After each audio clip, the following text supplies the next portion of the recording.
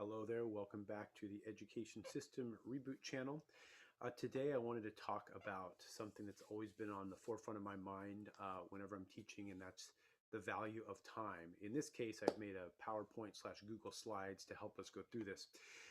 So anyway, I titled this, The Value of Time, the Difference a Few Minutes Makes.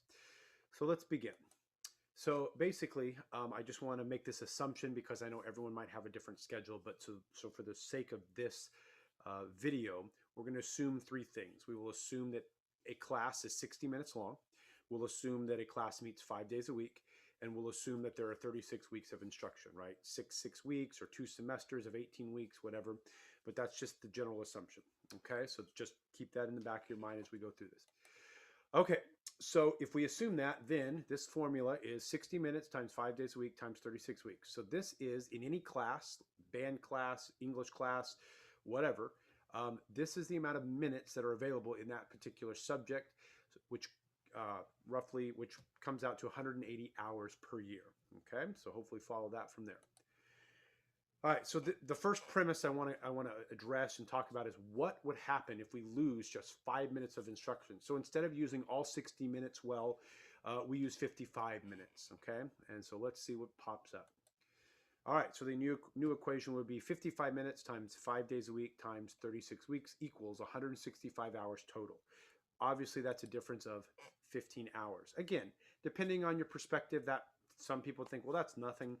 Some people would say, wow, that's a lot for 1 year, the difference of 5 minutes. Okay, so your perspective will, determine how you see that. But to me, because of my nature and how I think about efficiency and stuff, to me, that's a lot of time. I mean, 15 hours extra of practice, that's a lot. That'll add up. Okay.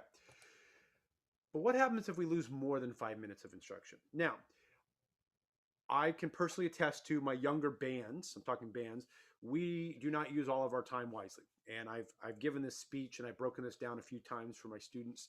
But I'm going to make an assumption that instead of losing 5 minutes, what if we lost 15 minutes? So instead of 60 minutes a class, we're only really focusing or rehearsing or prioritizing 45 minutes. Well, there you go. So using that same formula, that is a difference between the 100 and the 180, excuse me, and the 135 of 45 hours. Now that's a lot of time. Okay. Whoops. Don't know how that happened. Okay. All right. So then the question I would ask is, what does that look like? What is that difference over 12 years? Okay. Meaning, I'm just assuming first grade through 12th grade, right? Maybe ignoring kindergarten. So in our original equation, if we take 180 hours a year of instruction per class and we multiply it by 12 years, that means throughout their education in kind of one subject, 1 hour's worth of subject of learning, they would potentially have 2,160 hours of instruction. Okay, that's using this formula. So that's the ideal, that's the max we could have if you use that equation.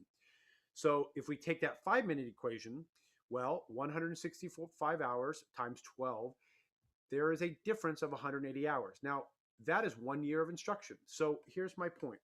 If we are inefficient or we waste time or we allow students to not maximize their time, there is the potential to lose 1 year of instruction simply by not using our time wisely. Okay, I hope you're following to this point. I just think this is very important. Now, as music teachers, I think we are painfully aware of inefficient time because every rehearsal counts. Now, maybe in other subjects, you literally can't use all 60 minutes perfectly. I get that.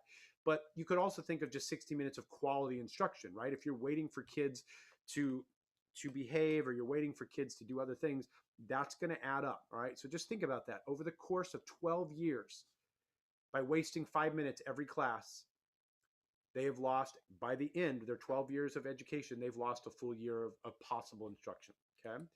So anyway, I think that's important. All right, so but what if it's closer to that 15 minutes every day? All right, you can probably already do the math in your head, but using that formula, there's a difference of 540 hours, right? That's 3 years worth of instruction. So by just breaking it out like this, in my opinion, it painfully shows us, very painfully, the value of time and how a few minutes can make a huge difference. All right. So now leads to my kind of why I'm doing this and kind of the theme of this within the channel is, so why aren't we focusing on building the habits that will teach students to maximize their time throughout their lifetime? Okay. Use time wisely. Okay. So just think of that question. Okay. All right. So now this slide. Now, what if we think differently? So here's three kind of questions. What if we taught students to value time as a non-renewable resource? What if students had great routines that allowed them to maximize their time and energy? What if they dedicated an hour to a subject every day, not just on school days? Let's do the math. All right, so there's our original equation, which again is assuming that 5 days a week, 60 minutes, 36 weeks of instruction. So that's 180 hours.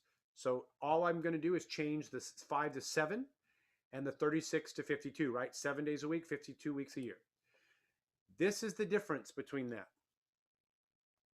364 hours compared to 180. That is an extra year of learning. Meaning, if instead of us focusing on our content per se and just trying to throw things at the wall like spaghetti and have it stick and hope it sticks, what if we could train or embed in our students a habit of diligence, of organization, of practicing, of studying, whatever you want to call it, an hour a day, 7 days a week? Good habits, right? There's potential there for them to basically learn an extra year of learning. I hope that makes sense. Okay. So again, now if you multiply that by 12 years, so here's the difference. That is a total of 4,368 hours of learning. Again, this is assuming that it's an hour a day, 7 days a week, 52 weeks a year, right? That's a habit, right? Okay.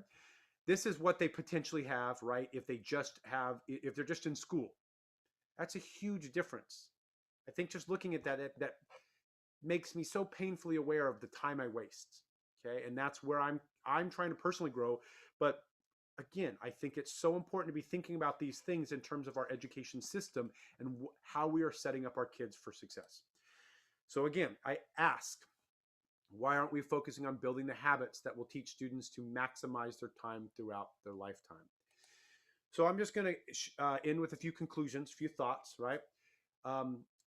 I believe, but I think just thinking about this makes sense. Building the right habits and routines in life is crucial to success in the future, right? Using our time wisely. Time is one of the only things you can't make more of, so let's use it wisely.